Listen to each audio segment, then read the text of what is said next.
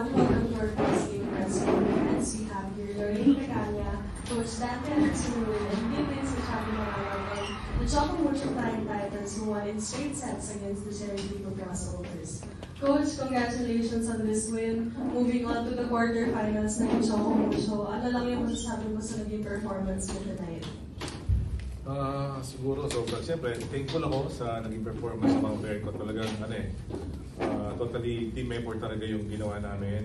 Hindi lang isa o dalawa yung nag-open sa amin. Pero, ang laking bagay sa amin is yung floor defense namin. Kasi the more na yung floor defense namin gumagana, talagang lahat ng player ko nagtutuloy-tuloy yung ginagawa na maganda. Thank you, Coach. And for din sa game na to, may mga times na behind kayo ng Cherry Tigo pero nababawi yung momentum. Ano lang din yung masasabi mo sa naging fight ng Choco Mucho sa game na? Well, sabi ko sa kanila, sa sitwasyon kasi parang in terms of side out namin, nagagawa namin ng parang na makapatay. Pero yung breakpoint talaga namin, yun ang naging problema namin. Sabi ko, tsagay lang natin na every time na mayroong konting depensa, dapat mag-complement doon sa harap para magtuloy-tuloy yung ginagawa. And yun, nag-respond sila sa challenge na binigay sa amin ng Cherry ko talaga na every time na kahit 3-4, random ko na kaya natin yung umabot. Thank you, Coach. How about sa din sa player side? Ano lang yung masasabi niyo sa naging fight mo? Sa player side, nakafocus lang kami kahit lamang si Cherry. And syempre, natitraining namin, tinitraining namin yun everyday. Yung sa transition na minsan yung second stringer, talagang palaban kasi sila sa amin sa first six. So, natututo kami. So, na-apply namin sa laro. So, yung mindset lang din namin is tulungan ang isa't isa para hindi mag-doubt na pag pumalo ba ako, mabablock ba ako, gano'n. So parang lagi lang namin sinasabi din sa isa't isa na nandito lang kami, pumalo lang kayo, mag-block lang kayo, pag nagkamali, move forward na, kalimutan na para magawa namin yung mga trabaho namin sa loob.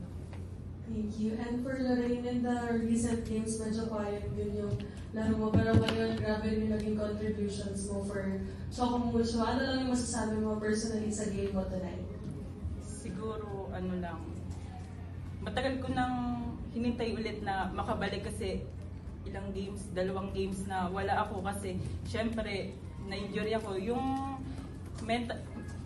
nasa isip ko na makakabalik pa ba ako ng agadan, pinilit ko lang siya, tinraining ko siya agad, kaya gusto ko ipakita yun sa game kasi sa training naman nagagawa ko siya eh. Tapos ba't sa game hindi, ganun lang yung nasa isip ko, nilalaban ko yung game na to kasi pinaka-importanting game na to eh. Kasi yung elements, parang mawawala yung panalo namin kung hindi namin to ilalaban lahat eh. Thank you. The floor is open for questions. For Coach, yun nga bukod kay CC, lahat nag-step up talaga, si Din, si Lorraine, pati si Royce.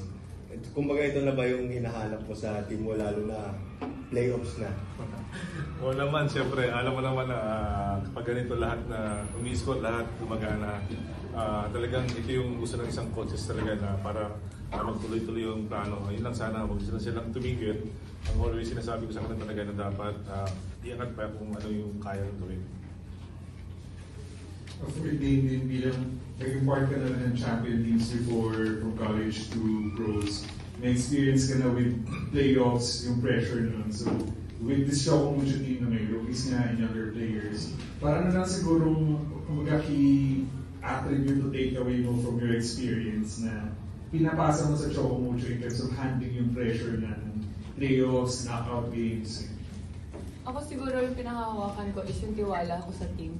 Yung sa sistema ni Coach Dante, sa mga teammates ko na araw-araw nagpapakahirap. Doon mo makikita na talagang every game 100% lalaban and 100% kaya namin manalo. Huwag lang talagang ang magpapabaya. And for Lorraine, first playoffs mo din dito sa PBL with Choco Mucho in the next round.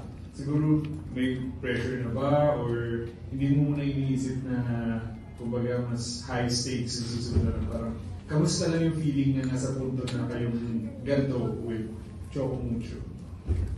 Siguro yung feeling na to babaunin namin para sa next round pa na kung panalo man kami ngayon, mas papanalunin pa namin yung susunod naming game po. And Coach, siguro sanay ka na rin po sa napakaraming suporta niyo lagi, pero sa mga times na kumbaga nadadami, nahihirapan kayo, parang gano'ng malaking factor na kumbaga may 6th man or 7th man kayo na yung crowd lagi talaga nakasuporta sa inyo, kahit saan pa po kayo mag-shot? Alam mo, umpisa pa lang yan. Yun yung nagustuhan ko sa Choco na yung mga fans nila na talagang kahit na, alam mo yun, down na kami, down natatalo, dyan pa rin supporter lang. Kaya sobrang thankful kami sa ginagawa nilang effort sa amin. Na mas nabubuhayan kami kapag narinig na namin sila. Sana sila magsawa sa aming sumuporta. Kasi laking bagay para sa sitwasyon namin ngayon dahil alam mo na pagka nag-rito mga sitwasyon, may mga pair kaming nagkakasakit or nagka-injury.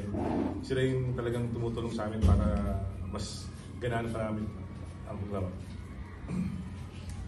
Lorraine, bilang isa sa mga youngest players sa team, siguro paano mo lang tinitake in lahat nito na big game, marami yung tao nanonood, na ikaw kumbaga yung kinailangan mag-step up din talaga for the team this conference? Kagaya po ng sinabi ko dati nung una kong laro dito, yung tiwala ni Coach nung kinuha niya ako, dapat lagi kong binabaon tuwing naglalaro ako kasi hindi niya ako kilala eh. I mean, wala akong... Ano ba ito? I mean, kumbaga wala kaming connection. Tapos kinuha niya ako, nagtiwala lang siya nung drafting, nakita lang niya ako na parang pinulot niya lang ako na sama ka sa team. Yung tiwala nilang lahat sa akin, pati ng mga teammates, nandun na eh. Tapos, ayun, babaunin ko siya every game. Kung yung coaches nga, pag nagkakamali ako, okay lang yan, di ako pa. Ganun. Coach, medyo may break before the quarterfinals, medyo matagal-tagal din yung rest. So, paano lang din yung magiging mindset ng team heading to the quarters habang natin yung Well, continue pa rin talaga kami kasi gusto namin umangat parang umangat yung laro namin. Kung ano yung pinapakita namin dito, mas higit pa namin everyday. Training din pagdating sa game. Kasi sabi ko, pagdating ng playoffs, dapat kung sino talaga yung gustong manalo, gusto yung makuha yung championship, kailangan talagang trabawin talaga. Thank you, Coach. Maraming salamat.